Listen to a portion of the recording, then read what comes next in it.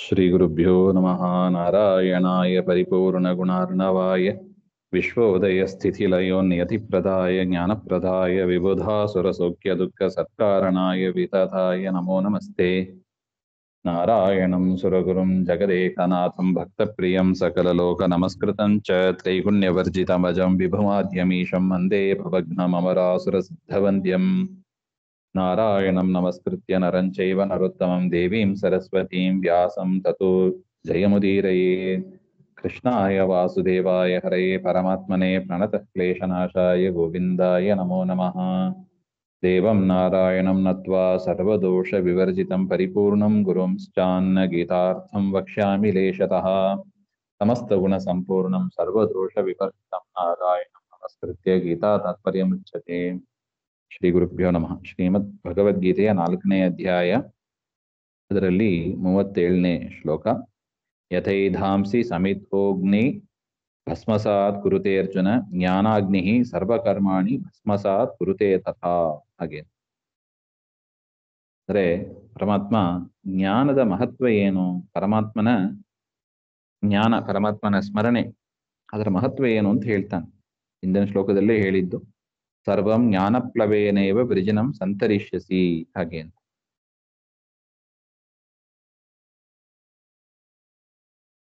ಅಂದ್ರೆ ಎಲ್ಲರ ಒಳಗಿರುವ ಪರಮಾತ್ಮ ಇದ್ದಾನೆ, ಪರಮಾತ್ಮ ಎಲ್ಲರಲ್ಲೂ ಇದ್ದಾನೆ, ಎಲ್ಲಾ ಜೀವರಾಶಿಗಳಲ್ಲೂ ಪರಮಾತ್ಮ ಇದ್ದಾನೆ.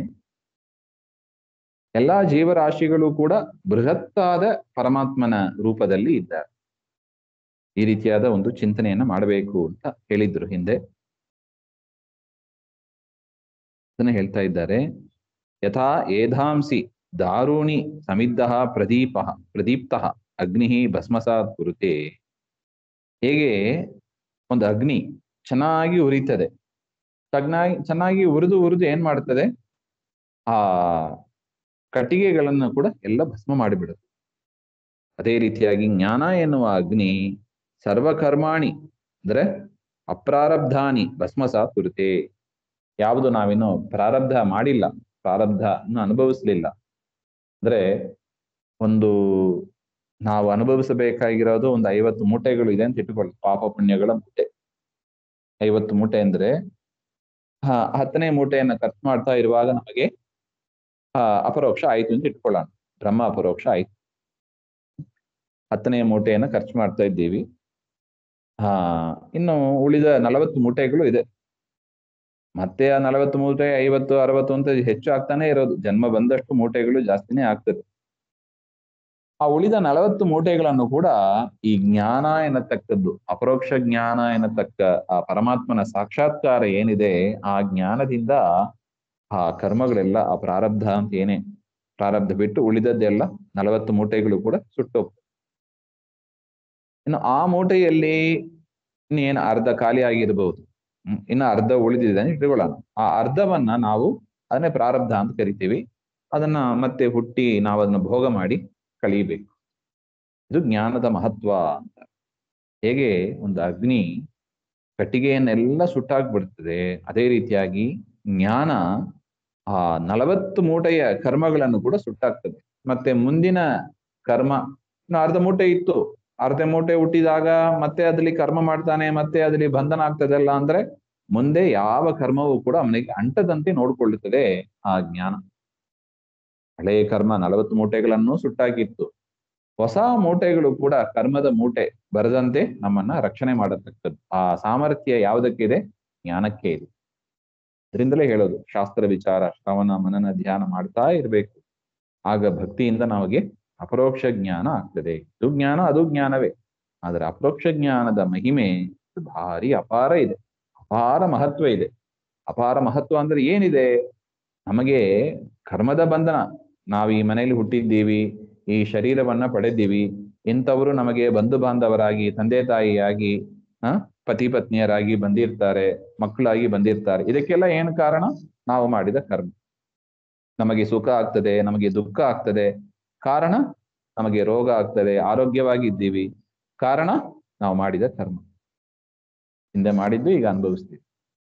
ಆ ಕರ್ಮದ ಅಂಟು ನಮಗೆ ಮಾಡದಂತೆ ಮಾಡೋದು ಯಾಕೆ ಜನ್ಮ ಜನ್ಮಗಳಲ್ಲಿ ಕ್ಷಣ ಕ್ಷಣದಲ್ಲೂ ಮಾಡ್ತಾ ಇರ್ತೀವಿ, ಅದು ಅಂಟ್ಕೊಳ್ತಾನೆ ಇರ್ತದೆ, ಮೂಟೆ ಮೂಟೆ ಮೂಟೆ ಬೆಳಿತಾನೆ ಹೋಗ್ತದೆ ಅದು. ಅದನ್ನ ನಿಲ್ಲಿಸುವ ಒಂದು ಸಾಮರ್ಥ್ಯ ದೇವರು ಯಾರಿಗೆ ಕೊಟ್ಟಿದ್ದಾನೆ? ಜ್ಞಾನಕ್ಕೆ ಕೊಟ್ಟಿದ್ದಾನೆ. ದೇವರು ಕೊಟ್ಟ ಅಧಿಕಾರ ಅದು ಜ್ಞಾನಕ್ಕೆ, ಪರೋಕ್ಷ ಜ್ಞಾನಕ್ಕೆ. ಜ್ಞಾನ ಅಂದ್ರೆ ಎರಡು ರೀತಿಯಾದ ಜ್ಞಾನ ಇದೆ. ಶಾಸ್ತ್ರ ಓದಿ ಕೇಳಿ ಬರುವ ಜ್ಞಾನ ಒಂದು ಜ್ಞಾನ, ದೇವರ ದರ್ಶನ ಅಂದ್ರೆ ಬಿಂಬರೂಪಿಯ ದರ್ಶನ ಮಾಡಿ ಬರುವ ಜ್ಞಾನ, ಅದನ್ನ ಇಲ್ಲಿ ಹೇಳ್ತಾ ಇದ್ದಾರೆ. ಇದು ಅಪರೋಕ್ಷ ಜ್ಞಾನ ಅಂತ ಕರೀತಾರೆ. ದೇವರ ಬಿಂಬರೂಪಿಯ ಸಾಕ್ಷಾತ್ಕಾರ ಆಗದು. ಆ ಸಾಕ್ಷಾತ್ಕಾರ ಮಾಡಿದ ಮೇಲೆ ಬರತಕ್ಕ ಒಂದು ಜ್ಞಾನ, ಅದರಿಂದ ನಮಗೆ ಕರ್ಮಬಂಧ ಇರೋದಿಲ್ಲ. ಕರ್ಮವನ್ನೆಲ್ಲ ಸುಟ್ಟಾಕುವ ಸಾಮರ್ಥ್ಯ ಅದಕ್ಕೆ ಇದೆ. ನಹಿ ಜ್ಞಾನೇನ ಸದೃಶಂ ಪವಿತ್ರ ಮಿಹ ವಿದ್ಯತೆ ತತ್ಸ್ವಯಂ ಯೋಗ ಸಂಸಿದ್ಧ ಕಾಲೇನಾತ್ಮನಿ ವಿಂದತಿ. ಪ್ರಸಿದ್ಧ ಶ್ಲೋಕ. ನಹಿ ಜ್ಞಾನೇನ ಸದೃಶಂ ಪವಿತ್ರ ಮಿಹ ವಿದ್ಯತೆ. ನೋಡಿ ಎಷ್ಟು ಸುಂದರವಾದ ವಾಕ್ಯ. ಜ್ಞಾನಕ್ಕೆ ಸರಿಸಾಟಿಯಾದ ಮತ್ತೊಂದು ವಸ್ತು ಭೂಮಿಯಲ್ಲಿ ಇಲ್ಲ. ಯಾವ ಜ್ಞಾನ? ಪರಮಾತ್ಮನನ್ನ ತಂದುಕೊಡುವ ಜ್ಞಾನ. ಒಂದು ಜೀವನಿಗೆ ಬೇಕಾಗಿರೋದು ಏನು? ಆನಂದ. ಕೇಳಿ, ನಿಮಗೇನ್ ಬೇಕು? ಒಂದು ಸರ್ವೆ ಮಾಡಿದಾರಂತ ಅಮೆರಿಕಾದಲ್ಲಿಲ್ಲ, ತುಂಬಾ ಸರ್ವೆ ಮಾಡ್ತಾರೆ ಈ ವಿಚಾರದಲ್ಲಿ.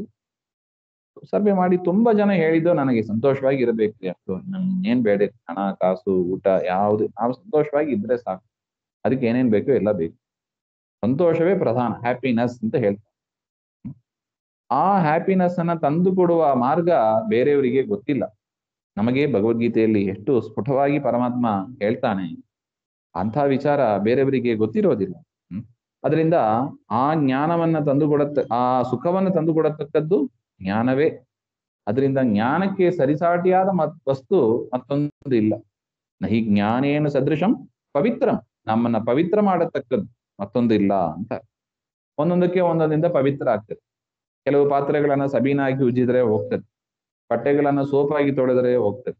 ಆದ್ರೆ ಈ ಮನಸ್ಸನ್ನ ಏನ್ ಮಾಡ್ಬೇಕು? ಯಾವ್ದರನ್ನ ಹಾಕಿ ತೊಳೆಯೋದು? ಮೊಸರೆ ತೊಳೆಯಬೇಕು, ಈ ಮನಸ್ಸಿನ ಮೊಸರೆ ತೊಳೆಯಬೇಕು. ದಾಸರು ಅದಕ್ಕೆ ಮೇಲೆ ಒಂದು ಹಾಡು ಹಾಕಿಟ್ಬಿಟ್ಟಿದ್ದಾರೆ. ಜ್ಞಾನದಿಂದಲೇ. ಅದರಿಂದ ಆರಂಭ ಹಂತದಲ್ಲಿ ನಮಗೆ ಇರುವ ಅಪರೋಕ್ಷ ಎಲ್ಲ ದೂರ ಇದೆ. ನಾವೇನ್ ಮಾಡ್ಬೇಕು? ಈಗ ಪರಮಾತ್ಮನ ಕುರಿತಾದ ಶಾಸ್ತ್ರ ಶ್ರವಣ, ಅದರ ಕುರಿತಾದ ಚಿಂತನೆಗಳನ್ನ ನಾವು ತೊಡಗಬೇಕು. ಅದಕ್ಕೆ ಹೆಚ್ಚೆಚ್ಚು ಸಮಯವನ್ನ ನಾವು ಖರ್ಚು ಮಾಡಬೇಕು ಅಂತ. ತತ್ಸ್ವಯಂ ಯೋಗ ಸಂಸಿದ್ಧ ಕಾಲೇನ ಆತ್ಮನಿ ವಿಂದತಿ. ಅದು ಕೂಡಲೇ ಬರೋದಿಲ್ಲ. ಅದು ಯೋಗ ಸಂಸಿದ್ಧ, ಅದು ಯೋಗದಿಂದ ಪರಮಾತ್ಮನ ಸ್ಮರಣೆಯಿಂದ ಬರತಕ್ಕದ್ದು. ಇಲ್ಲದಿದ್ರೆ ಇಷ್ಟು ಗ್ರಂಥಗಳು ಅಂತ ಹೇಳ್ಬಿಟ್ರೆ ಎಲ್ಲರನ್ನು ಓದಿ ಈ ಜನ್ಮದಲ್ಲೇ ಮೋಕ್ಷವನ್ನ ಪಡಿಬಹುದಾಯ್ತು. ಅದು ಅಷ್ಟು ಸುಲಭವಾಗಿ ಬರತಕ್ಕದ್ದಲ್ಲ.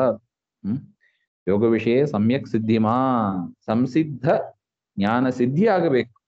ಜ್ಞಾನ ಬರೋದಲ್ಲ, ಜ್ಞಾನ ಪಡೀರಿ ಅಂತ ಹೇಳಿಲ್ಲ, ಜ್ಞಾನವನ್ನ ಸಿದ್ಧಿ ಮಾಡಿಕೊಳ್ಳಿ ಅಂತ ಹೇಳ್ತಾ ಇದ್ದಾರೆ. ಆ ಜ್ಞಾನ ಸಿದ್ಧ ಆದಾಗ ಏನಾಗ್ತದೆ? ಅದು ಭಕ್ತಿಯಾಗಿ ಟ್ರಾನ್ಸ್ಫಾರ್ಮ್ ಆಗ್ತದೆ. ಅದರಿಂದ ಶ್ರವಣ ಮಾಡೋದು ಬೇರೆ, ಭಕ್ತಿಯನ್ನ ಹುಟ್ಟಿಸು ಸಿದ್ಧಿ ಪಡೆಯೋದು ಬೇರೆ. ಸಂಸಿದ್ಧ ಆಗೋದು ಯಾವಾಗ? ಭಕ್ತಿ ಬಂದಾಗ. ಆ ಭಕ್ತಿಗೆ ಕಾರಣ ಆದ್ರೆ ಜ್ಞಾನ ಸರಿಯಾಗಿದೆ ಅಂತ ಅರ್ಥ. ಅದರಿಂದ ಅಂಥ ಸಂಸಿದ್ಧ ಜ್ಞಾನ ಉಪಾಯ ಪಡೆದವರಾಗಿ ಕಾಲೇನ ಬಹುನಾ, ಅನೇಕ ಕಾಲ ಬೇಕು. ಅದು ಸುಲಭದಲ್ಲಿ ಅದು ಬರೋದಿಲ್ಲ. ಆತ್ಮನಿ ವಿಂದತಿ, ಆಗ ಅವನು ಪರಮಾತ್ಮನನ್ನ ಹೊಂದುತ್ತಾನೆ. ಅದರಿಂದ ನಾವು ಫಸ್ಟ್ ಇಷ್ಟು ತಿಳ್ಕೋಬೇಕು. ಹಸಿವೆಯಲ್ಲಿ ಇದ್ದ ವ್ಯಕ್ತಿಗೆ ಮೊದಲು ಏನ್ ತಿಳ್ಕೋಬೇಕು? ಊಟ ಎಲ್ಲಿ ಸಿಗ್ತದೆ ಅಂತ ತಿಳಿಬೇಕಲ್ವಾ ಫಸ್ಟು. ಅದೇ ಗೊತ್ತಿಲ್ಲ ನಮಗೆ. ಸುಖ ಬೇಕು ಅಂತ ಬಯಸ್ತೀವಿ. ಸುಖ ಹೇಗೆ ಸಿಗೋದು, ಎಲ್ಲಿ ಸಿಗೋದು? ಈಗ ಊಟ ಎಲ್ಲಿ ಒಂದು ತಿಂಗಳು 1-2 ದಿನ ಉಪವಾಸ ಇದ್ದಾನಂತ ಎತ್ಕೊಳ್ಳಿ, ಊಟ ಇರುವ ಜಾಗನೇ ಸಿಕ್ಕಿಲ್ಲ, ಅವನಿಗೆ ಗೊತ್ತಿಲ್ಲ. ಫಸ್ಟ್ ಏನ್ ಮಾಡ್ಬೇಕು? ಅವನು ಊಟ ಎಲ್ಲಿ ಸಿಗ್ತದೆ ಅಂತ ಹುಡುಕ್ಬೇಕು. ಹಸಿವು ಅಂತ ಕೂತಿದ್ರೆ ಅದು ಹಸಿವು ಪರಿಹಾರ ಆಗೋದಿಲ್ಲ ಅಲ್ವೇ? ಹುಡುಕ್ಬೇಕು, 4 ಜನರನ್ನ ಕೇಳ್ಬೇಕು, ಎಲ್ಲಿ ಊಟ ಸಿಗ್ತದೆ, ಎಲ್ಲಿ ಹಾಕ್ತಾರೆ ವಿಚಾರಿಸಿಕೊಂಡು ಆಮೇಲೆ ಅಲ್ಲಿ ಹೋಗ್ಬೇಕು. ಆಮೇಲೆ ಅದನ್ನ ಪಡಿಬೇಕು, ಆಮೇಲೆ ಭೋಜನ ಮಾಡ್ಬೇಕು, ಆಮೇಲೆ ಹಸಿವು ಪರಿಹಾರ. ಇಷ್ಟು ಕ್ರಮ ಇದು. ಒಂದು ಹಸಿವು ಪರಿಹಾರ ಆಗೋದಕ್ಕೆ, ಒಂದು ಬಾಯಾರಿಕೆ ಪರಿಹಾರ ಆಗೋದಕ್ಕೆ ಈ ಕ್ರಮ. ಅದೇ ತರ ನಮಗೆ ಈ ಸಂಸಾರ ದುಃಖ ಪರಿಹಾರ ಆಗಬೇಕು. ಸದಾ ಆನಂದಮಯವಾಗಿ ಇರಬೇಕು ನಾವು, ದುಃಖನೇ ಇರಬಾರ್ದು. ಹಾಗೆಂದ್ರೆ ಅದಕ್ಕೆ ಪರಮಾತ್ಮ ಹೇಳುವ ಉಪಾಯ ಇದು. ಮೊದಲು ನೀನು ಜ್ಞಾನವನ್ನ ಪಡಿ, ಶಾಸ್ತ್ರವನ್ನ ಕೇಳಿ ತಿಳಿದು ಮನನ ಮಾಡಿ, ನನ್ನನ್ನೇ ಚಿಂತನೆ ಮಾಡಿ, ಡಿಸಿಪ್ಲಿನ್ ಆಗಿ, ಒಳ್ಳೆ ಆಚಾರವಂತನಾಗಿ, ಒಳ್ಳೆ ಡಿಸಿಪ್ಲಿನ್ ಬೆಳೆಸ್ಕೋ. ಬೆಳಿಗ್ಗೆ ಬೇಗ ಹೇಳೋದು, ದೇವರನ್ನೇ ಸ್ಮರಣೆ ಮಾಡೋದು, ದೇವರಿಗೆ ಇಂತ ಮತ್ತದ್ದು ಯಾವುದು ದೊಡ್ಡದಲ್ಲ. ಈ ರೀತಿಯಾದ ಚಿಂತನೆ ಮಾಡೋದು, ಆಲೋಚನೆ ಮಾಡಿ ಚಿಂತನೆ ಮಾಡು, ಆಲೋಚನೆ ಮಾಡಿ ಡಿಸಿಷನ್ ಮಾಡು. ಆಲೋಚನೆ ಮಾಡದೆ ಹೇಳಿದ್ದಾರೆ ಅಂತ ಮಾಡೋದಲ್ಲ. ವಿಚಾರ ಮಾಡು ನೀನು, ದೇವರಿಗಿಂತ ದೊಡ್ಡ ವಸ್ತು ಯಾವುದಿದೆ. ಆಲೋಚನೆ ಮಾಡಿ ನಾವು ತೀರ್ಮಾನವನ್ನ ತೆಗೆದುಕೊಳ್ಳಬೇಕು. ಅದು ಜ್ಞಾನದಿಂದ ಸಿಗ್ತದೆ. ವನ್ನು ಪಡೆದವ ಪ್ರೋಕ್ಷ ಜ್ಞಾನವನ್ನು ಪಡೆದು ಪರಮಾತ್ಮನನ್ನು ಸೇರುತ್ತಾನೆ. ಅದರಿಂದ ಜ್ಞಾನವೇ ನಮಗೆ ದೊಡ್ಡ ಒಂದು ಸಹಕಾರಿ ದೇವರನ್ನ ಹೊಂದೋದಕ್ಕೆ. ಜ್ಞಾನ, ಭಕ್ತಿ, ವಿರಕ್ತಿ ಅಂತ 3 ಹೇಳಿದ್ದಾರೆ. ಆ 3ರಲ್ಲಿ ಪ್ರಧಾನವಾಗಿರೋದು ಜ್ಞಾನ, ಅದಕ್ಕಿಂತಲೂ ಪ್ರಧಾನವಾದದ್ದು ಭಕ್ತಿ. ಹಾಗೆ ಮುಂದೆ ಬರುತ್ತದೆ. ಆ ಜ್ಞಾನ ಯಾರಿಗೆ ಸಿಗ್ತದೆ ಅಂತ ಮುಂದಿನ ಶ್ಲೋಕದಲ್ಲಿ ಹೇಳ್ತಾನೆ. ಶ್ರದ್ಧಾವಾನ್ ಲಭತೆ ಜ್ಞಾನಂ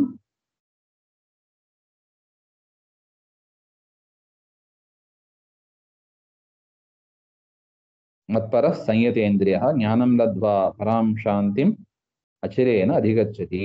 ಹಾಗೆ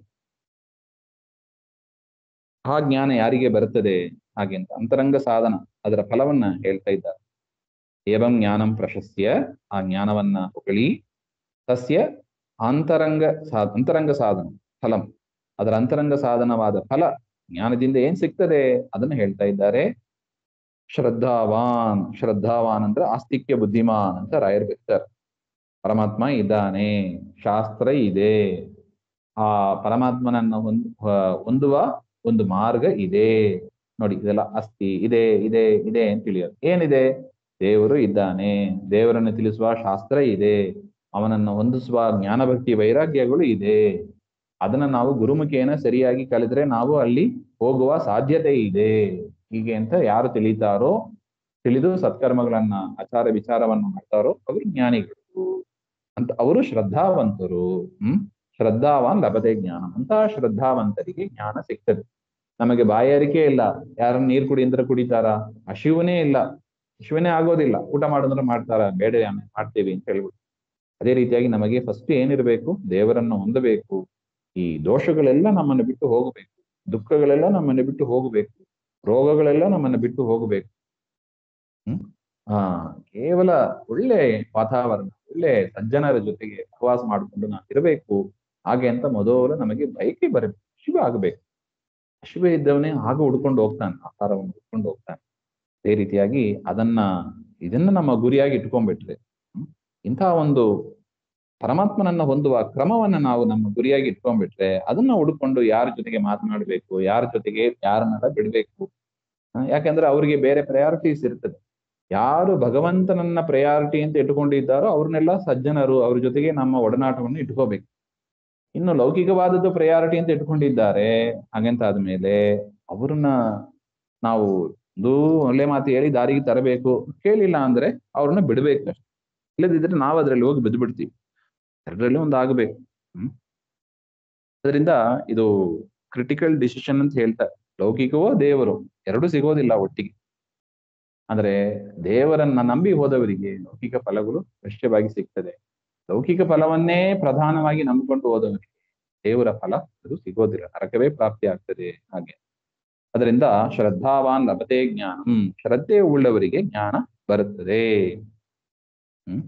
ಸಂಯತೇಂದ್ರಿಯ, ಇಂದ್ರಿಯ ನಿಗ್ರಹ ಉಳ್ಳವ, ಮತ್ಪರಹ, ಪರಮಾತ್ಮನಲ್ಲೇ ಮನಸ್ಸನ್ನು ಇಟ್ಟವರು, ಪರಮಾತ್ಮನಲ್ಲೇ ಆಸ್ತಿಕ್ಯ ಬುದ್ಧಿ ಉಳ್ಳವರಾಗಿ 3 ಪ್ಯಾರಾಮೀಟರ್ ಹೇಳ್ತಾರೆ ನೋಡಿ.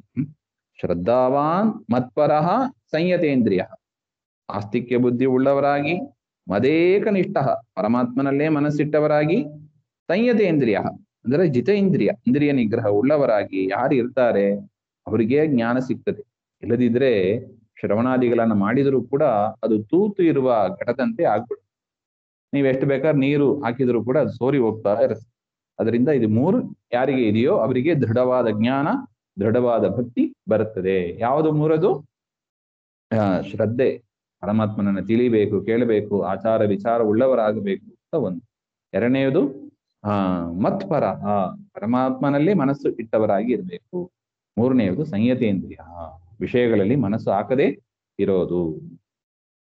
ಅಂತವರಿಗೆ ಜ್ಞಾನ ಸಿಗ್ತದೆ, ಭಕ್ತಿ ಸಿಗ್ತದೆ. ಅಂತ ಜ್ಞಾನವನ್ನ ಪಡೆದು ಪರಾಂ ಶಾಂತಿಂ ಅಚಿರೇನ ಅಧಿಗಚ್ಚತಿ. ಪರಾಂ ಶಾಂತಿಂ, ಸುಖದ ಪರಾಕಾಷ್ಠೆ.